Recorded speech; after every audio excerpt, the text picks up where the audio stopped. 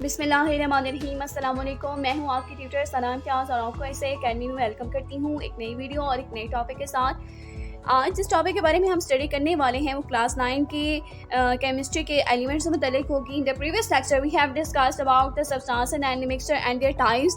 So the very first type of the substance is the element. Element को जो है वो हम दो हिस्सों में समझेंगे और पढ़ेंगे ताकि आपको इसको याद करने में आसानी हो और आप इसको जो है वो आसानी से समझ कर अपने पेपर को अटैम्प्ट कर सकें। एलिमेंट्स को जो है वो हम 4 हिस्सों में डिवाइड करके समझेंगे। सबसे पहला पार्ट जो है वो उसका हिस्ट्री से मुतल्लिक है।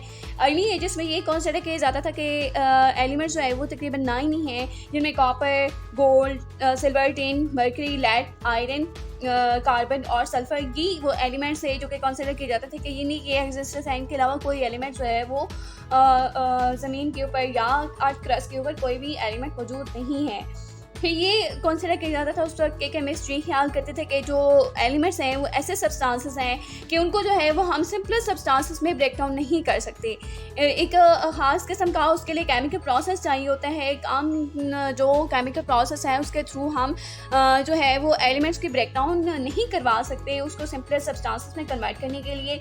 फिर जो है वो 19वीं सेंचुरी की जब हम बात करें तो उस वक्त जो है वो 63 एलिमेंट्स डिस्कवर हो चुके थे, जिनमें ज़्यादातर एलिमेंट्स वो वाले थे जो कि हमारे अर्थ क्रस्ट में मौजूद थे। और आज हम जब बात करते हैं तो 118 एलिमेंट्स जो है वो डिस्कवर हो चुके हैं, जिनमें 92 जो है वो नेचुरल हैं और 26 वो वाले एलिमेंट्स हैं जो कि आर्टिफिशियली सिंथेसाइज किए गए हैं, यानी कि डिफरेंट केमिकल प्रोसेसेस करके उनको जो है वो खुद ही सिंथेसाइज किया गया है लेबॉर्ट्रीज के अंदर। सेकेंड पार्ट में जब हम इसके डेफिनेशन की बात करते हैं तो एलिमेंट्स जो है उसको हम डिफाइन इस तरीके से करेंगे कि same types of the atom जो है वो जब कंबाइन होते हैं, group of the atom is called elements, यानी कि बहुत सारे जो एटम्स जो है वो जब आपस में कंबाइन होते हैं, कंबाइन होने के बाद वो एलिमेंट्स एक बनाते हैं। तो एलिमेंट्स की जब हम इनके करैक्टरिस्टिक की बात करें तो उसमें जो है वो उसका एटॉमिक नंबर जो है वो हमेशा सेम आएगा।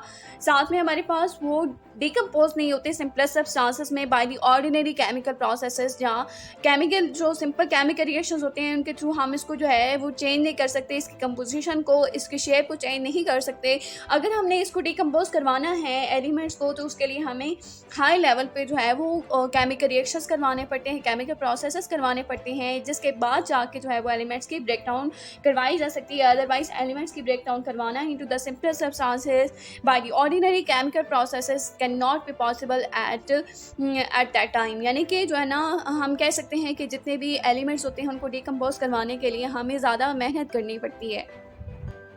उसके बाद इसके फर्दर कैटेगरी में हम जो है इसके एक्सिस्टेंस के बारे में स्टडी करते हैं। तो एलिमेंट्स जितने भी होते हैं वो दोनों स्टेट्स में रह सकते हैं, फ्री स्टेट में भी रह सकते हैं और कंबाइंड स्टेट में भी। जब हम फ्री स्टेट में की बात करते हैं तो जैसे कि हमारे पास डिफरेंट एलिमेंट्स होते हैं वो फ्रीली भी रह सकते हैं और वो कंबाइंड फार्म में भी रह सकते हैं। हाइड्रोजन की अगर हम बात करें तो H2 की फार्म में भी एग्जिस्ट कर सकता है और हाइड्रोजन 1 की फार्म में भी एग्जिस्ट कर सकता है। नाइट्रोजन और ऑक्सीजन और बाकी जितने भी एलिमेंट्स हैं वो भी कंबाइंड फार्म में और फ्री फार्म में, दोनों फार्म्स में एग्जिस्ट कर सकते हैं।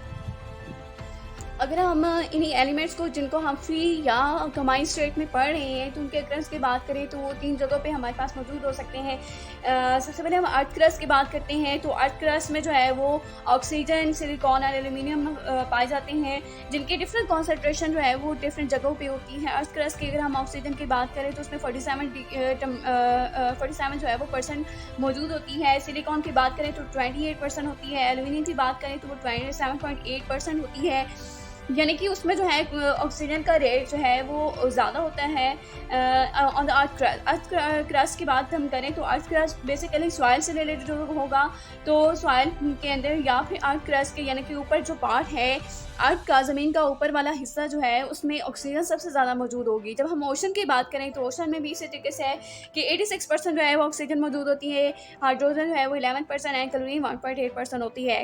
ये जो क्लोरीन है ये हमारे पास डिफरेंट जो शेल मेकिंग प्रोसेस होते हैं या ओशन जो कि समंदर या फिर हम पानियों की बात करते हैं तो पानियों के अंदर अक्सर हमने देखा होगा कि चाक डिपॉजिट हो जाते हैं, तो उनके अंदर भी बेसिकली क्लोरीन ही होती है। जब हम एटमॉस्फेयर की बात करें तो एटमॉस्फेयर के अंदर जो कि हमारी हवा से रेलेवेंट है तो उसमें नाइट्रोजन जो है वो हाईली इंक्रीज परसेंटेज में जो है वो होती है।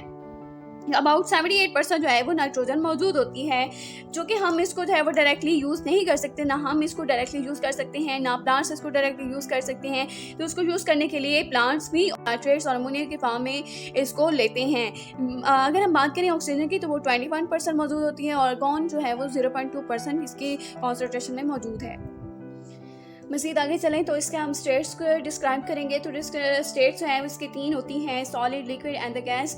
मेजॉरिटी जो एलिमेंट्स हैं वो ज़्यादातर सॉलिड फॉर्म में ही होते हैं, जिनमें हमारे पास सोडियम, कॉपर, जिंक, गोल्ड, इस तरह के जो एलिमेंट्स हैं वो सारे सॉलिड फॉर्म ही होंगे। उसके बाद जब हम लिक्विड की बात करेंगे, तो लिक्विड में बहुत रेयर सिचुएशन में ही एलिमेंट्स मौजूद होते हैं, जैसे कि मरकरी हो गया, ब्रोमीन हो गया। मरकरी बेसिकली हम थर्मामीटर्स के अंदर भी डिस्कस करते हैं मरकरी के बारे में। तो मरकरी हमेशा लिक्विड के फॉर्म में ही एग्जिस्ट करता है।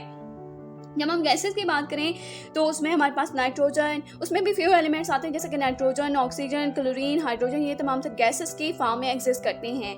तो ज़्यादातर एलिमेंट जो है हम किस में के अंदर स्टडी करेंगे, सॉलिड के अंदर स्टडी करेंगे।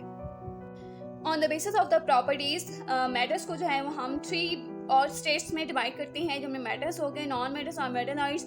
जब हम मैटर्स की बात करेंगे, तो मैटर्स जो है वो about 80% elements are the matters, जो कि कन्वर्ट हो सकते हैं सिंपलेस्ट सब्सटेंसेस में। जैसे हम गोल्ड की बात करें, तो गोल्ड को भी हम रीशेप करके डिफरेंट चीज़ें बना सकते हैं और डिफरेंट ज्वेलरी शेप कर सकते हैं। इसी तरीके से नॉन मैटर्स जो है वो हमारे पास बहुत कम होते हैं, जिनमें बोरॉन, कार्बन, नाइट्रोजन, इस तरह के जो एलिमेंट्स हैं वो नॉन मैटर्स की फॉर्म में एग्जिस्ट करते हैं। और जो इनके दरमियान की एक स्टेट होती है उसको हम मेटलॉइड कहते हैं, यानी कि in between the metals and the non metals.